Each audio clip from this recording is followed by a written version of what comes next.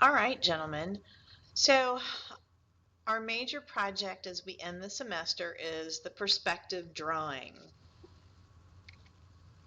Our objective is using the draw along knowledge that you've gained in those little videos that I've done.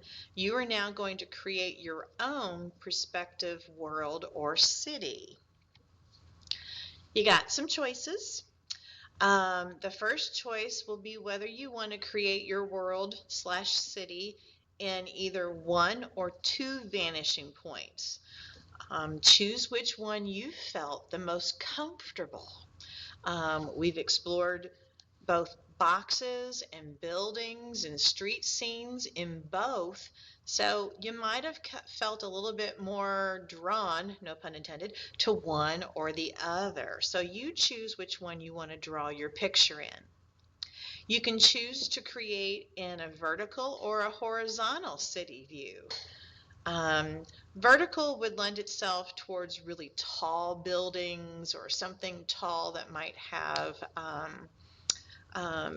like a bell tower or something like that, or a clock tower, Big Ben kind of a thing, might lend itself towards that. Most people are kind of probably lean toward horizontal, but there's different reasons why you might choose to go vertical. You will also have some specific extras to choose to draw that can start to embellish, jazz up, or basically fill out your city view. Make it feel lived in.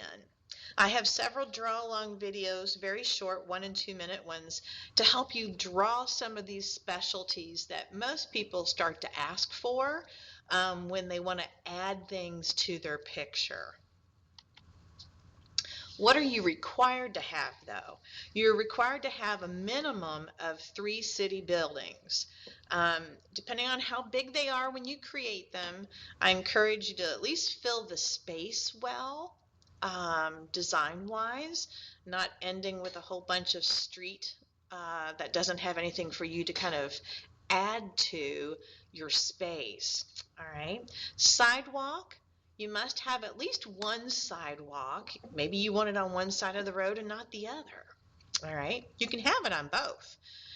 The pole method, the video number 3 of the first 1-point perspective street scene led you through the method of objects that are evenly spaced going down the street, and it showed you how to make them so that they feel that they're shrinking and that they're going away at a logical ratio for disappearing into a vanishing point.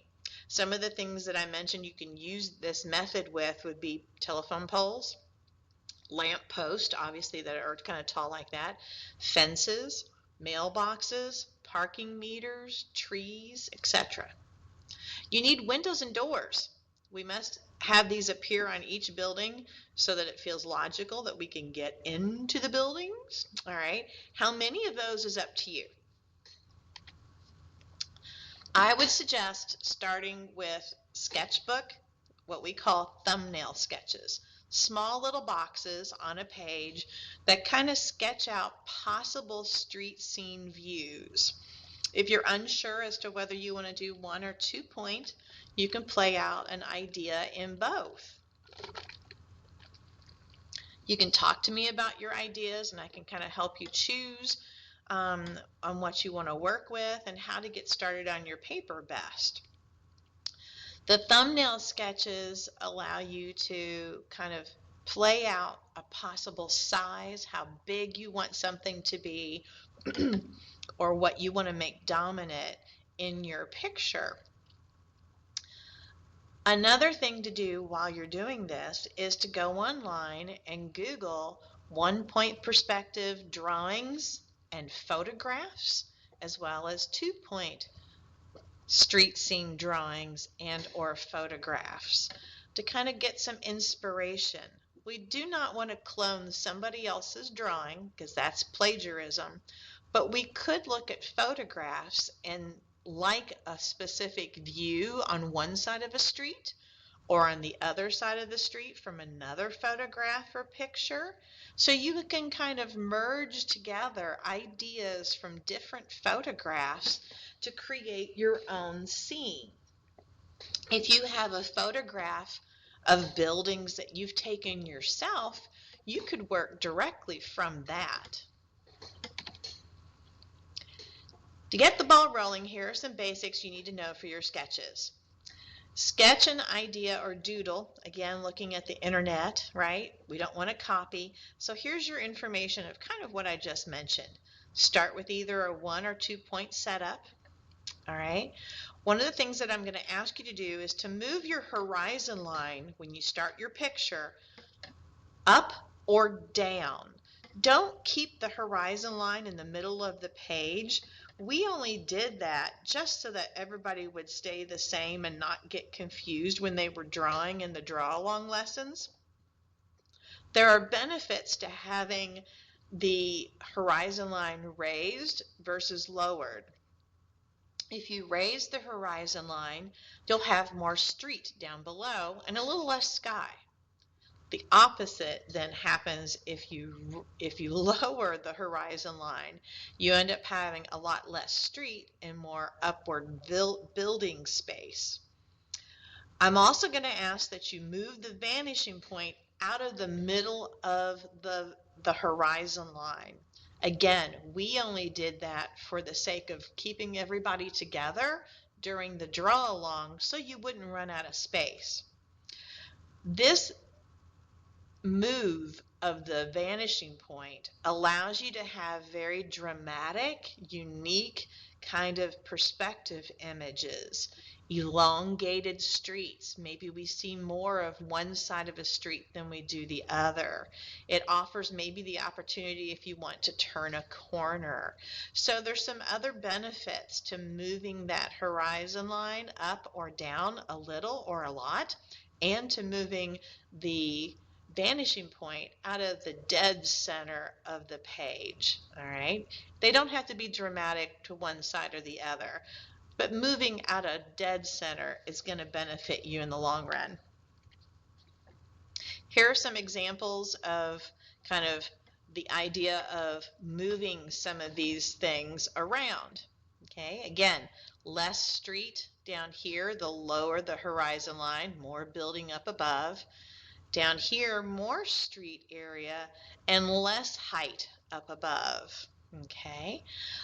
If you're somebody considering going with 2-point perspective, all right, then I would suggest looking at this little picture right here. If somebody's working with 2-point, I'm going to encourage you to add a scrap piece of paper beyond your large paper that you work with, so that your horizon line continues all the way off the page. Ooh, look at that, all the way onto this. And we're going to put our vanishing point way off to the side. This is going to keep your buildings from scrunching and getting so tiny, teeny off at the end. When you're ready to set up your paper for real, you need to click this link.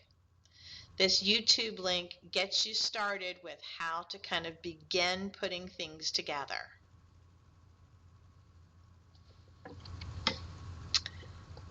Once you've done a preliminary or sketch or two, okay, you want to start on your nice paper. Once you've got your horizon line set up, your vanishing point or points established, then begin lightly in pencil on the good paper, okay? Just as the little video you saw previously shows. The lighter the pencil marks, it's going to be so much easier to erase the guidelines and things that you don't need later. Here's the special extras section. I mentioned earlier there are items that most people like to kind of add to their picture to make the city feel more real and lived in. What I'm going to do is ask that you choose at least 4 of these to add to your visual city. You can have more, but I'd like you to have at least 4 to start to make it feel lived in. Over the next few slides, I have these small little bitty 1 to 2 minute videos that show you quickly how to draw or add that item into your picture. Things like recycle bin. or adding an awning of some kind over the top of your doorway. Street signs with a post. Small brick patterns on buildings. Cinder block, bigger block bricking. An inset doorway, the kind you sometimes see at stores that are set back into the building a little bit. A flat sign against the wall. Signs that pop out from the wall, like on city streets as you walk past different stores. A pedway that goes between two buildings, typically between the second or third story windows. Those two buildings have to be directly across the street from each other on B side and D side to actually work. Manhole covers, how to draw those in perspective, because guess what? They're not circles. A lamp post. Once you've done your pole method, if you wanted to do a lamp post, there's just some different styles that you could draw. Off in the distance, on the horizon line, behind all your buildings, you could put a silhouette of more buildings off in the distance. A very simple, effective way of using space. A crosswalk, going across the street. Architectural coins. These are sort of, were very English. One of the styles of architecture that came over from England were these decorative large block coins at the corners of buildings. Very formal. Or how to just add a building. We have the rubric posted, so what I would ask is make sure before you call yourself done that yes, you have read the rubric, and you make sure you tick off in your mind all the things that you needed to have in your rubric and the options that you needed to choose so that you know that you are done and you haven't missed anything. Okay. Once drawing portion is completed, you now have two other options. How do I want to finish off my artwork? Do I want to work with coloring in and shading some lights and darks with colored pencils or with maybe a regular pencil?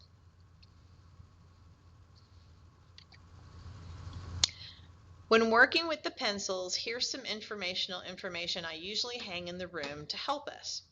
The biggie, first of all, is if you'd like to use colored pencils, do not push hard with the colored pencil.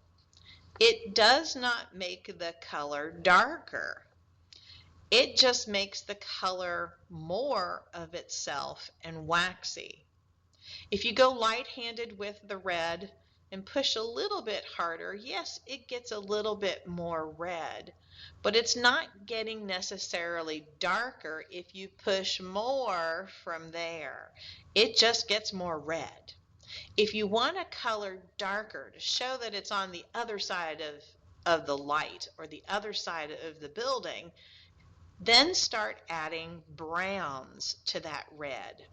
Notice orange, yellows, and reds. If you want to make them darker, use your brown colored pencil and very lightly lay it over the top of a light-handed version of your color. And then come back with your original color over the top of that. So lay down some red, lay down some light-handed brown, and then lay red back on top of it. Same thing with orange and yellow. You don't want to use blacks because we know what happens when we use black with yellow. It turned a nasty green color. So browns work great for warm colors to make them a little darker. Greens, blues, and violets, and any other cool colors, you could use a little bit of light black, okay, or use other cool colors.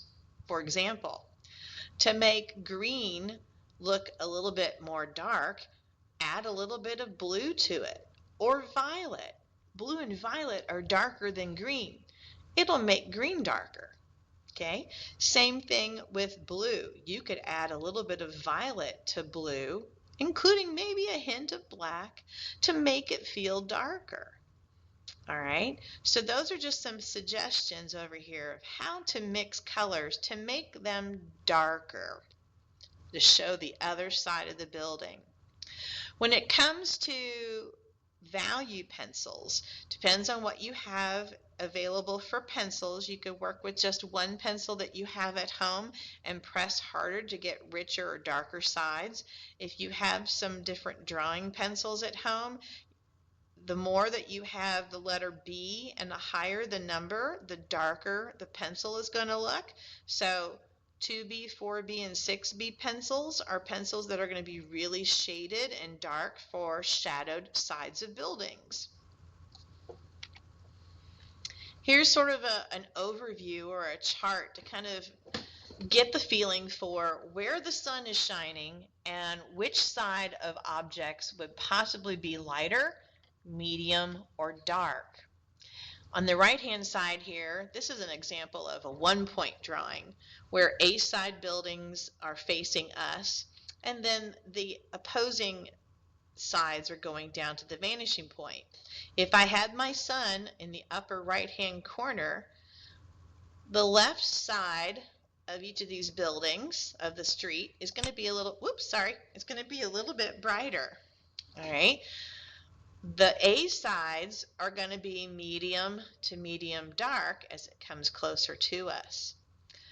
The opposing side of the street is away from the sun. It's not getting the benefit of much sunlight at all. So these would be very dark values of colors or of pencil. The street also would be darker closer to us and get brighter back where the sun is at.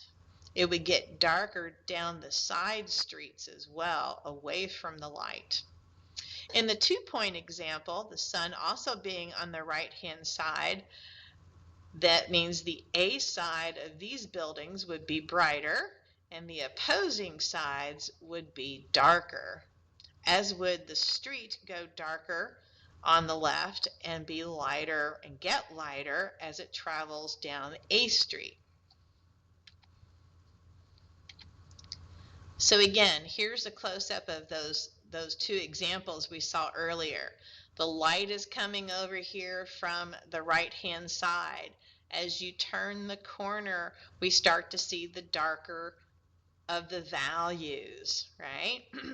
This is an example of that skyline off in the distance that I spoke of earlier.